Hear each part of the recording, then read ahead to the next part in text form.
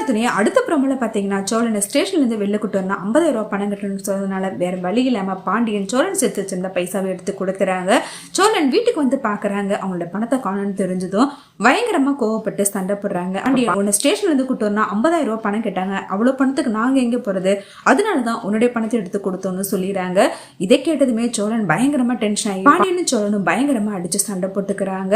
அடுத்து நிலா இதை பார்த்துட்டு பயங்கரமா கோவப்பட்டு கத்துறாங்க. எதுக்காக இது மாதிரி வீட்டுல இருந்துகிட்டு சண்டை போடுறீங்க அப்படின்னு சோழனை திட்டுறாங்க. இவங்க 2 பேரும் சண்டை போடுறத பார்த்துட்டு நிலா வேகமா அவங்க கிட்ட இருந்த பணத்தை எடுத்துட்டு, இந்த பணத்துக்கு தானே இப்படி சண்டை போடுறீங்க, இந்தாங்க இந்த பணத்தை நீங்களே வச்சுக்கோங்கன்னு சொல்லிட்டு நிலா அவங்களுடைய பணத்தை தூக்கி கொடுக்குறாங்க. ஆனா சோழனும் அவ்வளவு கேவலமானவன் நான் கிடையாது, உங்க பணம் எனக்கு எதுக்காங்கன்னு சொல்லிட்டு நிலா கிட்டே பணத்தை கொடுத்துட்டு கோவமா வீட்டு விட்டு வெளில போயிறாங்க.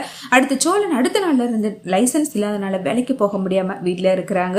ஸ்டேஷன்ல நிலா முன்னாடி அந்த போலீஸ் ஆபீசர் அடிச்சது எல்லாத்தையுமே நினைச்சு பார்த்துட்டு பயங்கரமா டென்ஷனாகவும் அமைதியாகவும் இருக்கிறத பார்த்துட்டு நிலா சோழன் கிட்ட போயிட்டு பேச முயற்சி பண்றாங்க. ஆனா சோழன் கொஞ்சம் கூட பேசாம ரொம்பவே கோவமா இருக்கிறாங்க. அடுத்து நிலா வேலைக்கு போகும்போது பல்லவனுடைய அம்மாவை மறுபடியும் பார்த்துட்டு பயங்கரமா ஷாக் ஆகிறாங்க.